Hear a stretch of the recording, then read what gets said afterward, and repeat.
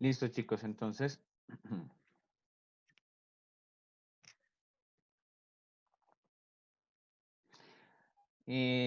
volviendo entonces al tema, chicos, recordemos que todos los pensadores que yo les propongo a ustedes es una forma de pensamiento, no quiere decir que de esa manera es que funcione todo el conocimiento, no. Ustedes pueden adoptar una forma de pensamiento, pueden mirar y proponer otras, es decir, la filosofía como tal, como materia, tiene la intención siempre, chicos, de no limitar el conocimiento a que ustedes piensen y digan, es que esta es la verdad. No, al contrario, se plantea una posibilidad, usted es el que dice qué es verdad y qué no es verdad.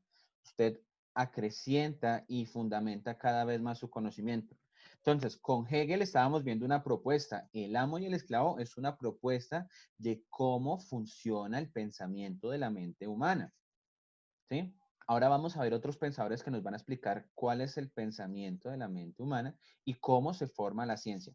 Porfa, chicos, pilas estando tomando apuntes para que evitemos inconvenientes. El tema del día de hoy vamos a ver qué es epistemología.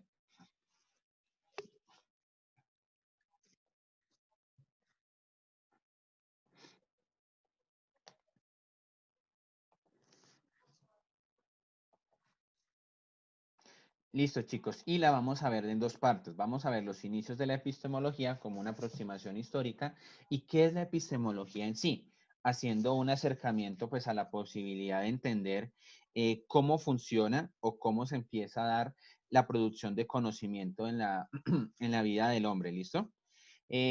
Vamos a mezclar un poco lo que es ciencia y para esta clase vamos a entender que ciencia en esta clase es la verdad, es decir, históricamente, eh, para la Edad Media, el conocimiento estaba dado mucho por la religión y muy dado por lo que se creía, por lo que pensaban ellos.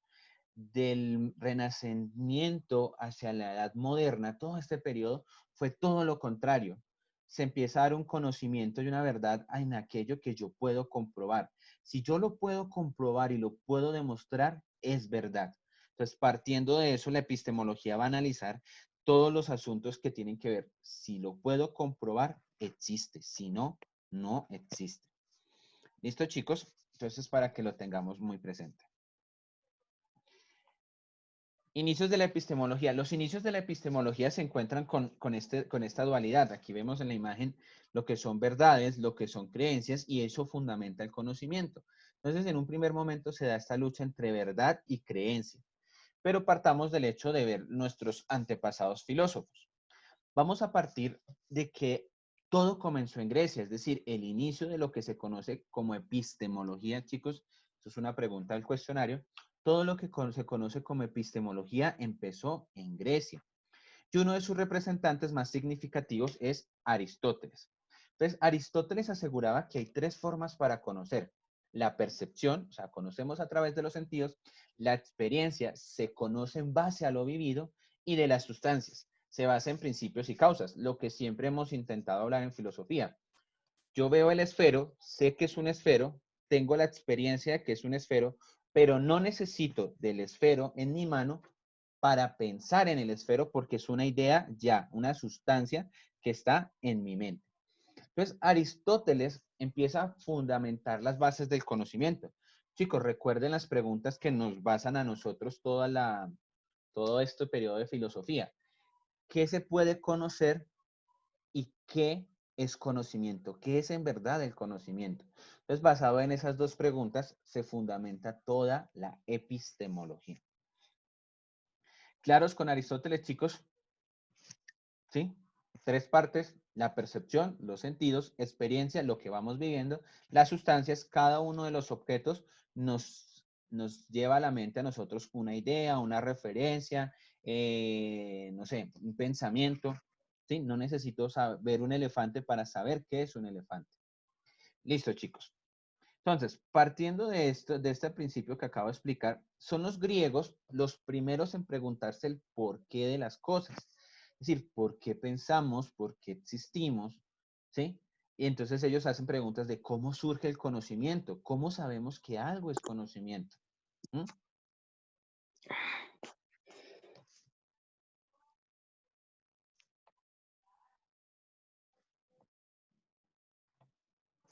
Chicos, porfa, las camaritas prendidas.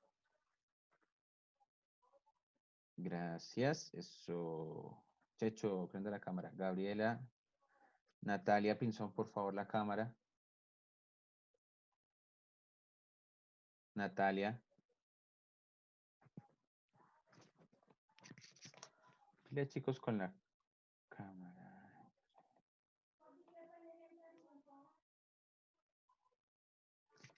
Natalia, su merced ya pasó el informe en coordinación, porque es decir, si usted no pasa el informe, es como si... Listo, gracias, Laura Rey. Natalia, tiene que pasar el informe al profesor Eduardo. Él nos está pasando a nosotros un listado de quiénes prenden y quiénes no pueden prender la cámara. Yo reporto que su merced no la prende, ya él mirará. ¿Listo? Listo, chicos, entonces volvemos. Las preguntas fundamentales de los griegos son lo que empiezan a sustentar toda la epistemología.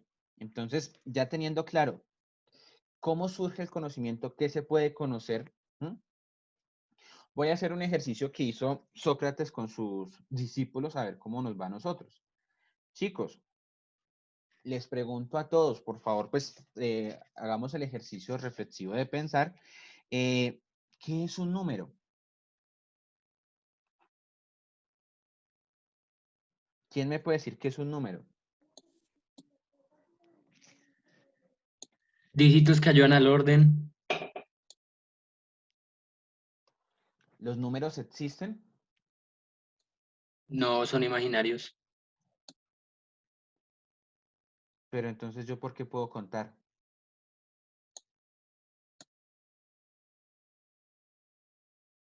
O sea, no físicamente, pero sí digamos que, no sé, mentalmente.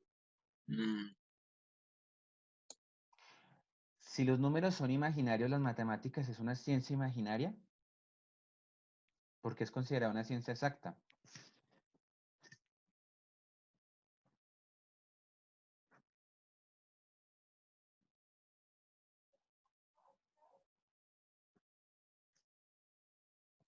¿Alguno me puede colaborar?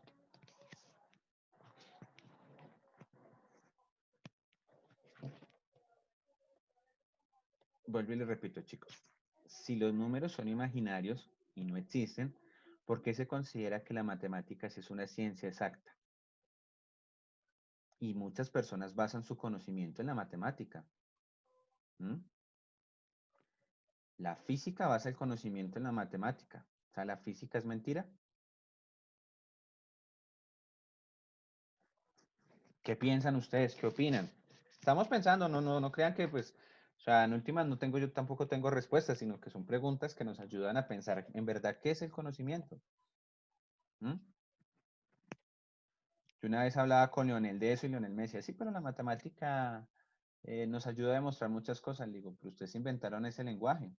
¿Quién me garantiza a mí que un centímetro es verdaderamente un centímetro? O sea, un centímetro es una medida que unos pensadores establecieron, pero el centímetro como tal no existe.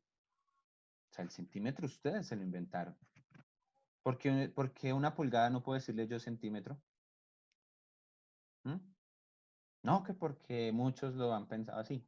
Vale, pero es porque otros lo han pensado, no porque sea así. Entonces es ese pensamiento. O alguno quiere responder, chicos, no se sientan corchados, no, la idea no es corcharlos, sino que reflexionemos, que pensemos un poquito y ustedes puedan dar sus apreciaciones. ¿No? Profe, pues yo Sí, creo es que igual que los, habla. Gabriela. que yo creo que, o sea, estos son como unos nombres asignados, ¿sí? Pero como ya están como asignados, entonces pues uno sigue y no se pone a pensar en otros nombres porque, o sea, ya están. Vale, Gabriela, muy bien. Laura. Pues es como lo que dice la sustancia, ¿no? O sea, es como algo que ya está, entonces se continúa. Pero digamos, con la matemática, sí, digamos lo de los centímetros, igualmente digamos a Hegel o a cualquier filósofo, nadie le va a ratificar que eso sea verdad, igual que la matemática.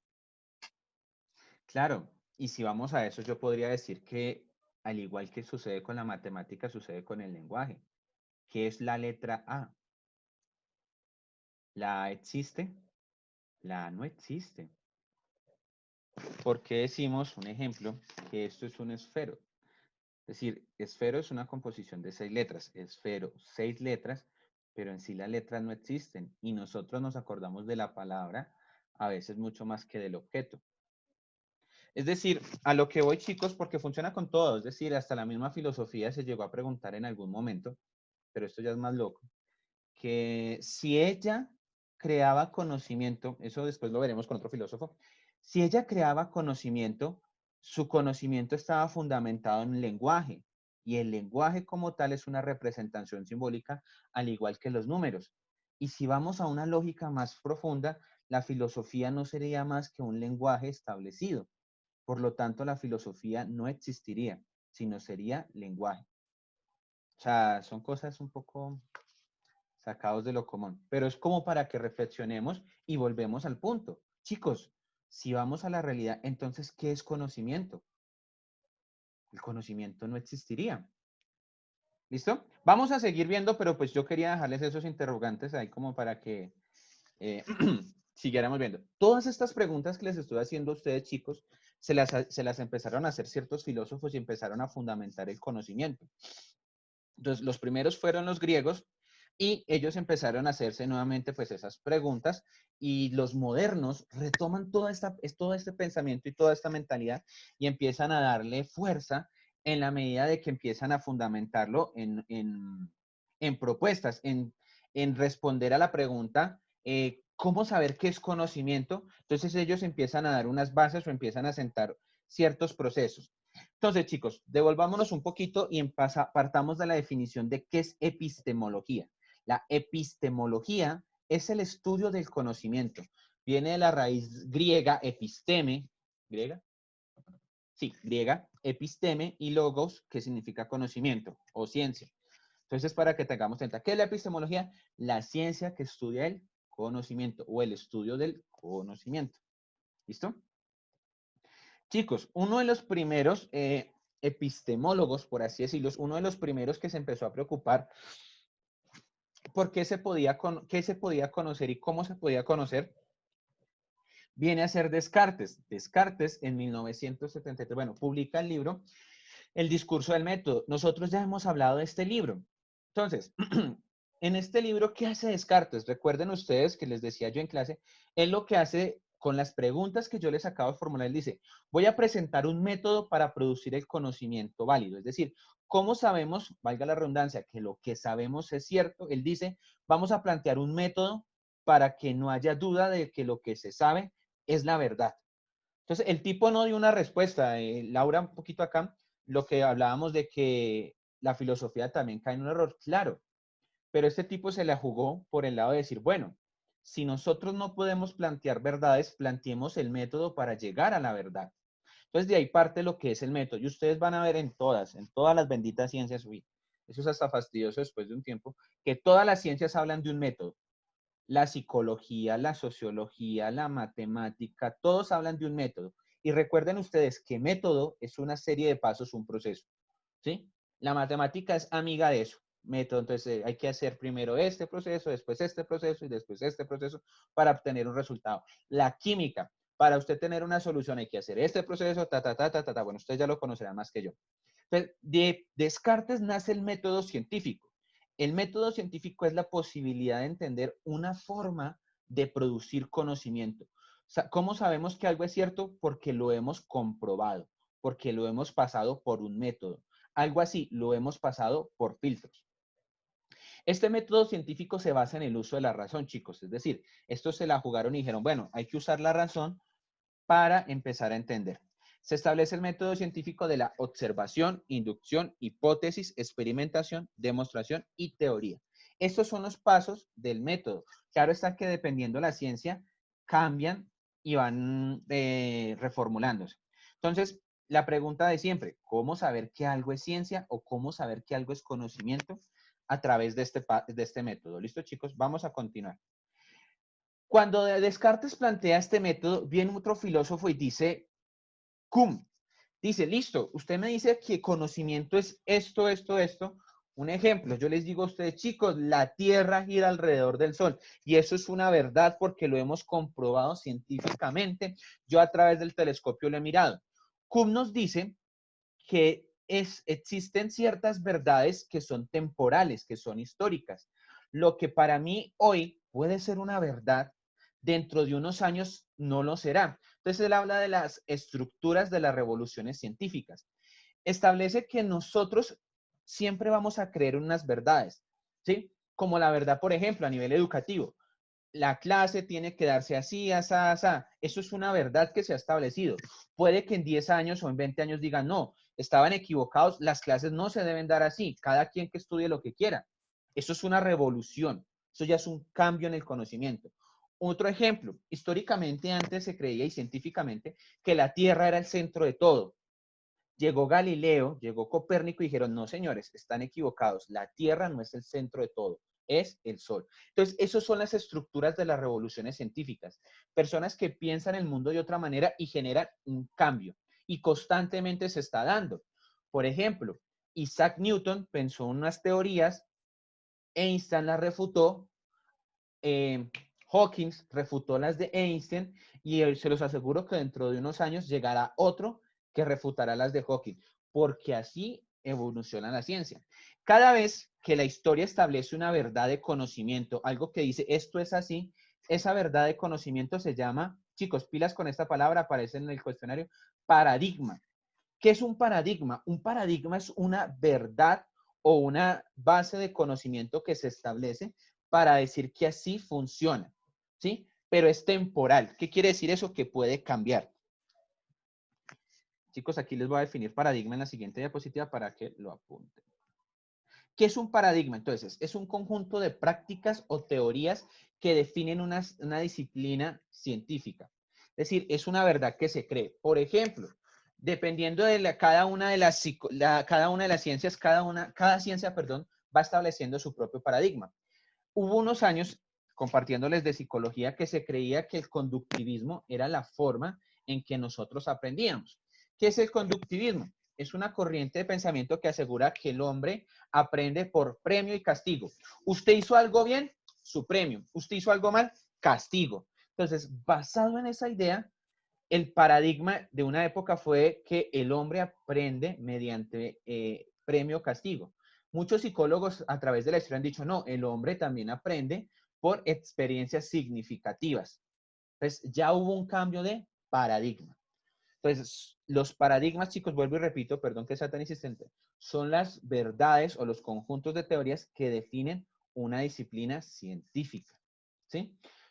Entonces, aquí ya tenemos otras variantes. Son constantemente cuestionados y llevados a prueba por los científicos. Recuerden lo que les decía, ¿cómo sabemos que algo es verdad? Al momento de esa pregunta la respondió la epistemología diciendo, nosotros sabemos que algo es verdad porque lo logramos comprobar científicamente, porque lo observamos, le hacemos una hipótesis, una teoría y la podemos comprobar.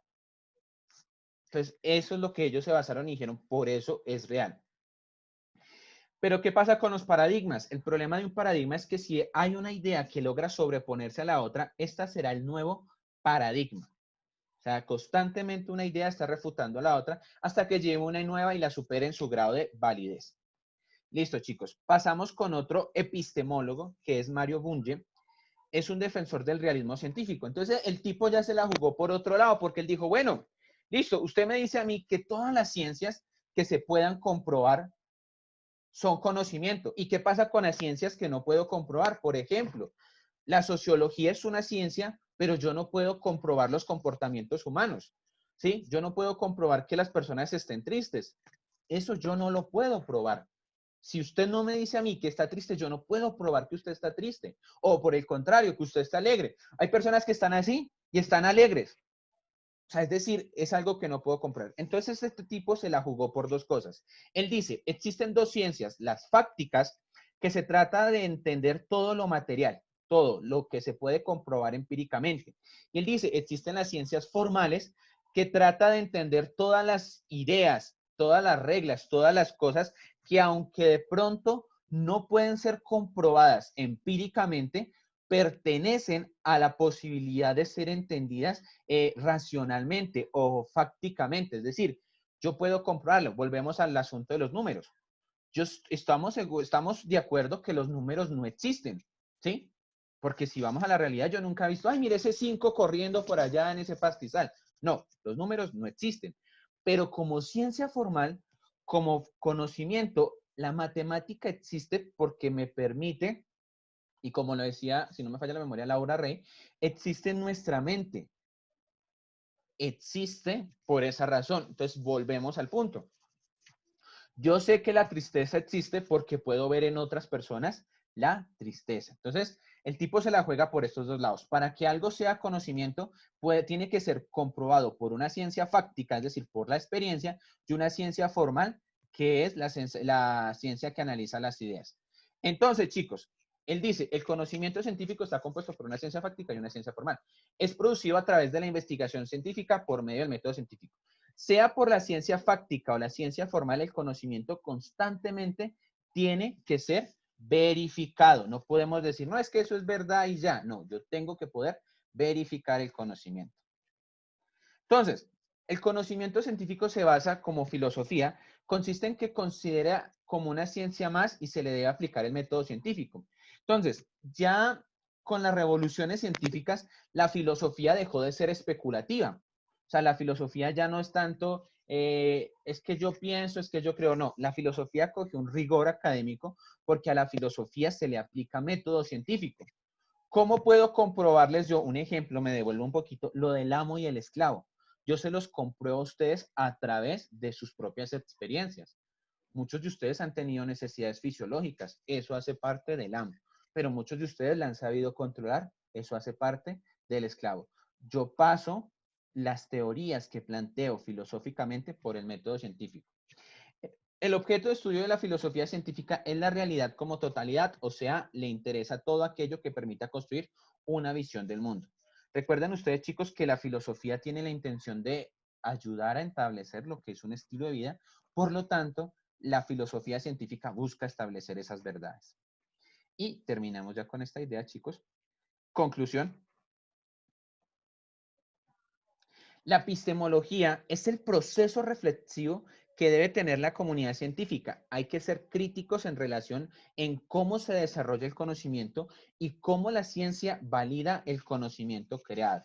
Entonces, ¿qué quiere decir esto, chicos? Constantemente se está creando conocimiento, se está proponiendo nuevas ideas, pero vamos a ver qué tan ciertas son, qué tan verídicas pueden ser y qué tan viables son en la realidad.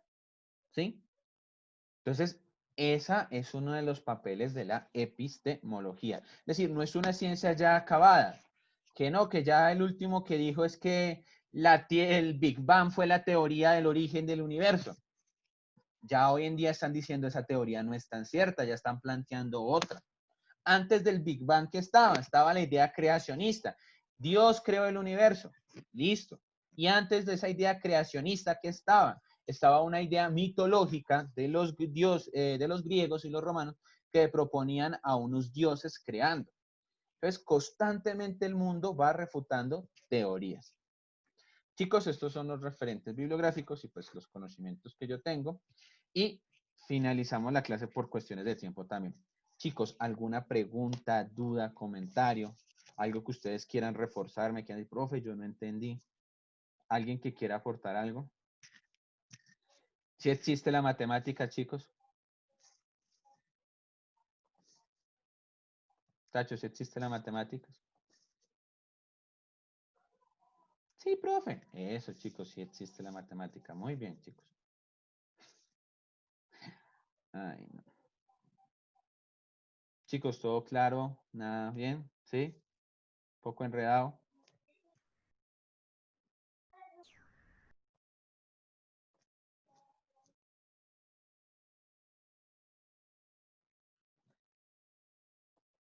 Listo, chicos. No siendo más, los abandono, porque ya falta un minuto para que se acabe la clase. Igual, chicos, recuerden hacer los cuestionarios y nos vemos la próxima clase. Cualquier duda, pregunta, comentario cuando estén solucionando el cuestionario me la pueden hacer, ¿vale? o algo que quieran tratar, ¿listo? Chicos, que Dios los bendiga. Chao. Chao, profe, gracias.